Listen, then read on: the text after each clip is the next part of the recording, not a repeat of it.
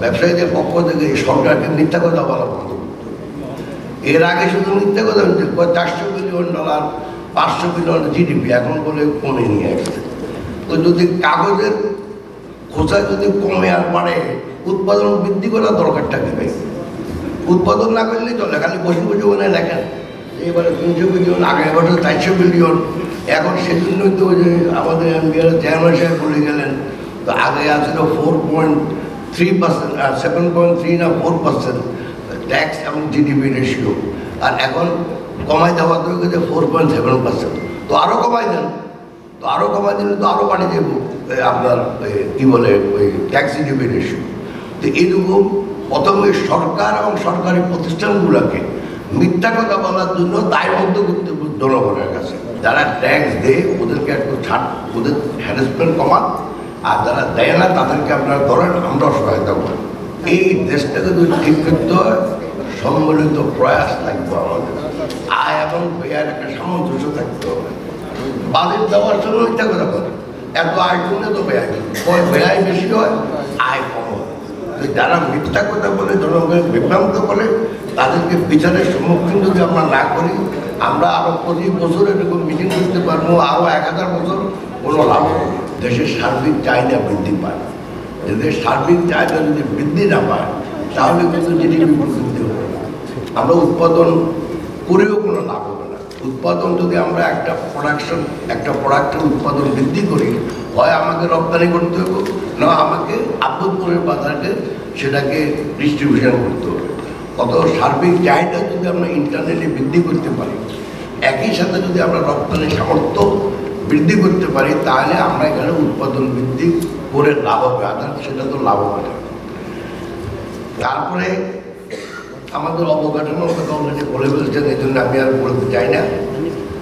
আমরা চাই যে মূল্যস্ফীতিকে কমানোর জন্য কন্ট্রাকশনে বা সংকুচিত মূল্য যদি ফলো করলাম ব্যবসায়িকদের জন্য, বেসরকারি খাতের জন্য, আর সরকারের জন্য আমরা এক ধরনের সম্প্রসারিত মুদ্রানীতি ফলো করলাম। যা লোন নেওয়ার আছে নেয়, যা দরকার বড় বিক্রি করতেছে, এটা করতেছে নেবে। তো ব্যবসায়ীদের জন্য সংকুচিত মুদ্রানীতি আর সরকারের জন্য সম্প্রসারিত মুদ্রানীতি, এটা আবার কোন নীতি ভাই? যেটা আমি দেখতেছি সরকারকে কি বাধা দিতে বাংলাদেশ ব্যাংক, যারা আপনারা এর থেকে বেশি আর লোন নিতে পারবেন না।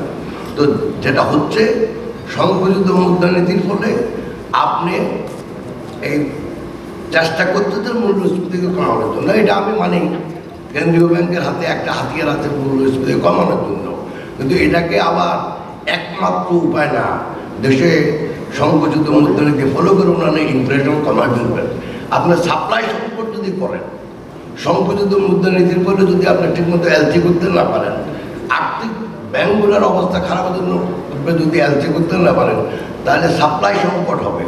সাপ্লাই সংকট যদি হয়, কি দাম কমবে ভাই? দাম তো বাড়বে। তো আমরা চাই এমন একটা রাজস্ব নীতি, এমন একটা মুদ্রানীতি যেখানে সরকারের জন্য যেভাবে প্রযোজ্য, বেসরকারি খাতের জন্য প্রযোজ্য। আবার রাজস্ব নীতি এবং মুদ্রানীতির ভিতরে একটা সামঞ্জস্য। একদিক দিয়ে আপনি সুদের হার বাড়াইবেন, আরেক দিক দিয়ে আপনি খাদ্য সংকট সৃষ্টি করবেন, এগুলি কোনো নীতি না ভাই। এখন এই নীতিগুলা সবার সাথে, এখানে অনেকজনে অনেক কথা বলছে, আমার সহকর্মীরা, আমার মনে হয় প্রত্যেকটা মূল্যবান। এগুলিকে ধর্তব্য এনে যদি সরকার তার নীতি সহায়ক নীতি করে, তাহলে দেশের জন্য ভালো হবে, অর্থনৈতিক প্রবৃদ্ধি বাড়বে। আর একটা কথা হইল, ব্যবসায়ীদের পক্ষ থেকে সরকারকে মিথ্যা কথা বলা বন্ধ করতে। এর আগে শুধু মিথ্যা কথা বলছে, $400 বিলিয়ন, $500 বিলিয়ন জিডিপি, এখন বলে কমে নিয়ে আসছে। তো যদি কাগজের খোঁচা যদি কমে আর বাড়ে, উৎপাদন বৃদ্ধি করার দরকারটা কি ভাই? উৎপাদন না করলেই চলে, খালি বসে বসে মনে লেখেন এবারে 300 বিলিয়ন, আগের বছর 400 বিলিয়ন।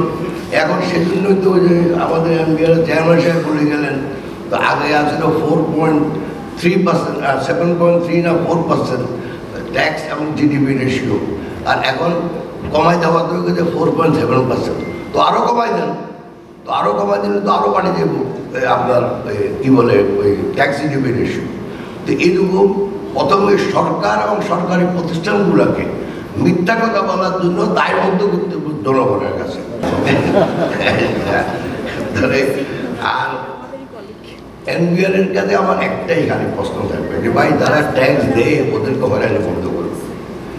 এই দেশের এই এফবিসিসিআই একটা পরীক্ষামূলক কাজ করছিল এখন থেকে প্রায় 15 বছর আগে। শতকরা 80% সরকার এনবিআর এর কর্মকর্তারা ব্যয় করে যারা ট্যাক্স দেয় তাদের পেছনে, আর 20% ঘুরে ফিরে বেড়ায়।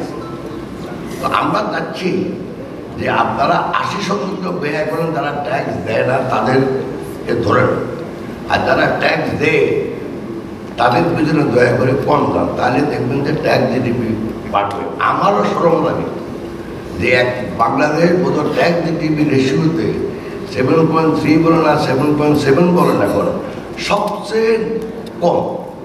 তো এরকম একটা $400 বিলিয়ন বলে আমাদের জিডিপি, আর সে দেশে যদি ট্যাক্স মাত্র 7.3% রেশিও হয়, এটা তো সবার জন্য অসম্মানজনক।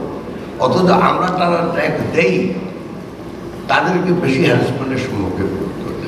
ট্যাক্স দেয় না, আমি এখানে পার্সেন্টেজে যাবো না, মেম্বার সাহেবও আছেন মনে হয়, পার্সেন্টেজ আমার ইস্যু নেই।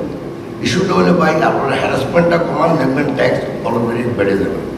চেয়ারম্যান সাহেব বললো ওই 18 কোটি দেশের লোক, 1,45,00,000 লোকের 3 নাম্বার আছে, 45 কত কত লোক 500,000 ট্যাক্স, এটা কোনো হইল কিছু ফাইল করে 1/3।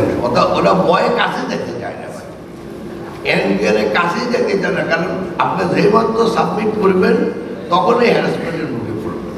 অতএব দয়া করে যদি ওনারা যারা ট্যাক্স দেয় ওদেরকে একটু ছাড়, ওদের হ্যারাসমেন্ট কমান, আর যারা দেয় না তাদেরকে আপনারা ধরেন, আমরা সহায়তা করেন। আর আমার মনে হয় আমার বললে তো এই একটা কথা বলে শেষ করি। আমরা যাই আইন করি রাজস্ব আইন, ব্যয়ের ব্যাপারে আমরা কোনো কথা বলি না। সবচেয়ে চুরি তো হয় ব্যয় করার সময়, আয় করার সময় তো চুরি দেওয়া হয় না বুঝি না, কিন্তু সবচেয়ে বেশি তো চুরি হয় ব্যয় করার সময়। তো আমরা বাংলাদেশের প্রতিটি প্রতিষ্ঠানে একদম তাদের তাত্ত্বিক ভিত্তি বলতে আর কিছু নেই। এই প্রতিষ্ঠানগুলো যেগুলি জনগণের জন্য প্রতিষ্ঠিত, জনগণের কল্যাণে প্রতিষ্ঠিত, জনগণের টাকায় পরিচালিত, জনগণের জন্য কাজ করার কথা, এগুলি আমি কাউকে দোষারোপ করতে চাই না, গত 15 বছর বেসিক্যালি একটা মুসলিম গোষ্ঠীর জন্য কাজ করছে। এই প্রতিষ্ঠানগুলোকে ভিত্তির উপর দাঁড়া করিয়ে যদি আমরা জনগণের কল্যাণে কাজ করাতে না পারি, তাহলে যত কথা আমরা বলি সারা জীবন কিছু হবে না। যে চুরি করবে সে চুরি করবে, যারা দুর্নীতি করবে দুর্নীতি করবে, আর কারো কোনো শাস্তি করবে না। ওই মাঝে মাঝে দেখবেন সবাইকে ধরে নিয়ে যায়। এটা আমরা আগেও দেখছি, এখনো দেখতেছি, আল্লাহ জানার ভবিষ্যতে কী হবে। আমরা তো বারবার জেলে গেছি, আরও যাইতে হবে হয়তো। কিন্তু এই দেশটাকে যদি ঠিক করতে হয়, সম্মিলিত প্রয়াস লাগবে আমাদের। আয় এবং ব্যয়ের একটা সামঞ্জস্য থাকতে হবে। আপনি আয় করেন কীভাবে করি, আর ব্যয় করেন এই ইচ্ছা মতো। আমি চাই দুটা জিনিস, একটা হলো একটা ফিসক্যাল বা রাজস্ব, বাংলা হবে ফিসক্যাল রেসপন্সিবিলিটি অ্যাক্ট, যে আপনি কীভাবে ব্যয় করবেন সেটার জন্য দায়বদ্ধ থাকতে হবে। দুনিয়াতে প্রায় দেশে এটা আছে, একমাত্র বাংলাদেশ ছাড়া। এখানে আপনাকে বললো এক ভাই আমার বললো 5,000 কোটি টাকা আমাদের এবছর রাজস্ব আয় হবে, তারপরে দেখবেন যে 6 মাস পরে যা রিভাইজ করে 4,000 কোটি, ওই প্রকৃতপক্ষে হয় 3,900 কোটি। তো ওদেরকে কেন আপনার দায়বদ্ধতার ভিতরে আনেন না? ওদের শাস্তি হওয়া উচিত। মিথ্যা কথা কেন বলতে পারি? বাজেট দেওয়ার জন্য মিথ্যা কথা বলে, এত আয় করলে তো ব্যয় বেশি হয়, আয় কম হয়। তো যারা মিথ্যা কথা বলে, জনগণকে বিভ্রান্ত করে, তাদেরকে বিচারের সম্মুখীন যদি আমরা না করি, আমরা আরো 25 বছর এরকম মিটিং করতে পারবো, আরো 1000 বছর কোনো লাভ হবে।